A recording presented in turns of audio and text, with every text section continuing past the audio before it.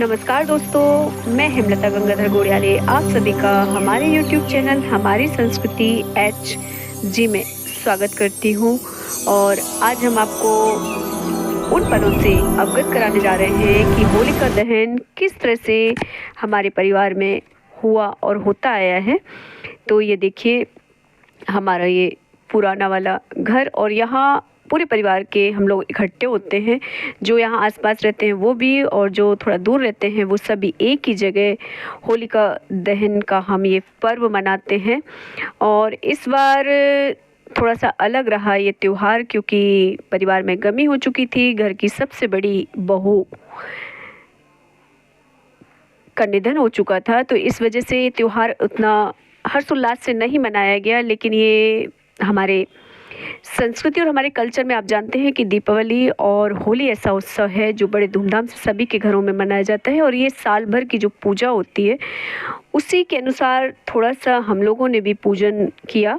और ये देखिए, हम सभी परिवार सहित हमारी चाची सास, देवरानियाँ, जेठानी सभी लोगों ने मिलकर यहाँ पूजा अर्चन की। होलिका दहन के कार्यक्रम से पहले तो होलिका दहन जब इस तरह से की जाती है हमारे घर में, तो सभी घर की महिलाएं हम सब मिलकर पूजन करते हैं, कलावा लगाते हैं, चंदन, रोली, अक्षत और गुलाल के साथ।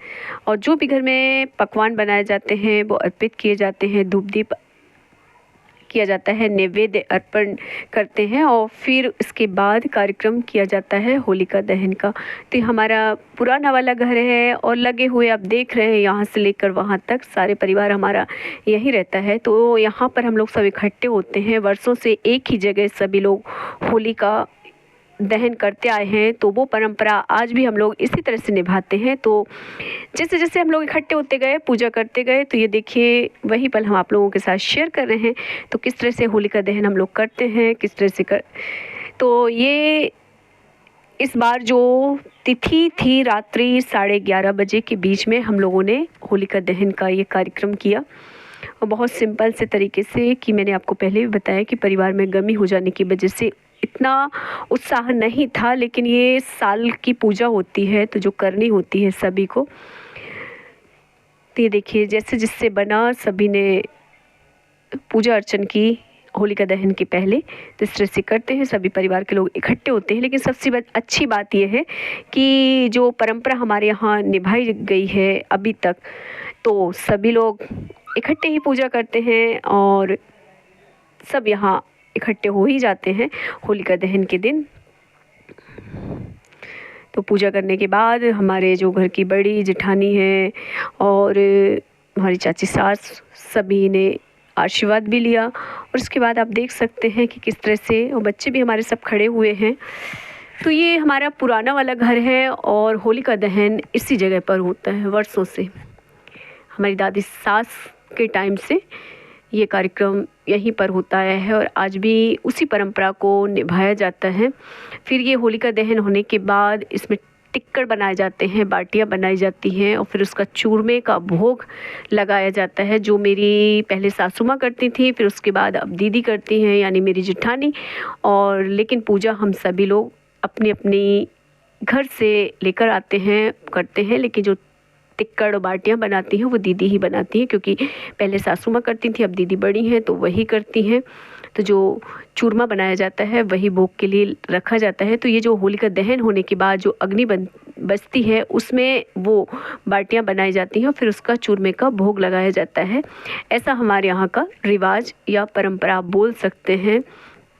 तो देखिए, पीछे से सबसे बड़ी दीदी हमारी वो आई, फिर उनकी बहुरानी आई, तो सभी ने आकर पूजा की। और फिर ये देखिए, हमारे घर के जो बड़े बुजुर्ग होते हैं उनके द्वारा फिर होलिका दहन किया जाता है। तो मेरे चाचा ससुर जी और जेठ जी के द्वारा ये होलिका दहन का कार्यक्रम किया गया। ये देखिए, एक अलग ही माहौल होता है। यही त्यौहार है जो एक दूसरे के करीब लाते हैं, एक दूसरे के साथ जोड़ के रखते हैं। तो सभी परिवार के सदस्यों के साथ इस तरह से हमने होलिका दहन किया। और आप लोगों को भी होलिका दहन पूजन का जो कार्यक्रम है वो लोग आप देखिए। साथ ही साथ आप लोगों को ढेर सारी शुभकामनाएं होलिका उत्सव की। तो सभी के जीवन में ढेर सारे कलर भरे और इसी तरह खुशहाली बनी रहे, रंगों की बौछार आप लोगों के जीवन में भी आए। और जो भी है ये सामने है आपके सामने, तो मेरी कोशिश रहती है कि अपने कल्चर से, अपनी संस्कृति से, अपनी परंपराओं से आप लोगों को अवगत कराती रहूं, साथ ही साथ अपने उन पलों से भी जो हमें और आपको जोड़ते हैं। तो आप लोगों ने जो मेरा सहयोग दिया है आज तक, आगे भी इसी तरह साथ बनाए रहें। तो मेरी कोशिश रहेगी कि आपको अच्छे अच्छे ब्लॉग्स लाकर देती रहूं। ये देखिए होलिका दहन हो चुका है और सभी लोग आपस में इसके बाद तिलक करते हैं, गुलाल लगाते हैं रात्रि में ही और आपस में ही मिल लेते हैं। दूसरे दिन फिर कार्यक्रम होता है, सभी इकट्ठे होते हैं, एक दूसरे के घर भी जाते हैं। तो ये देखिए अब घर में जो बड़े बुजुर्ग हैं, हमारे चाचा जी हैं, चाची जी हैं और बाकी सब भाई, हम देवरानी जेठानी और उनके बच्चे।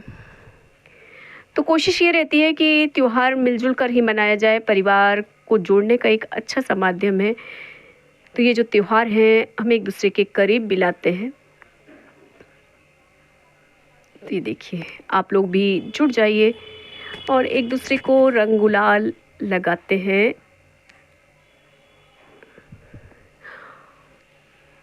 और ये त्यौहार हैं जो हमारे इंडिया के, हमारी भारतीय संस्कृति में यही कारण है कि लोगों को एक दूसरे से जोड़ने का। समाज हो, परिवार हो, देश हो, चाहे कोई भी प्रांत हो, कोई भी बोली भाषा हो, सब एक दूसरे से जुड़ने की ही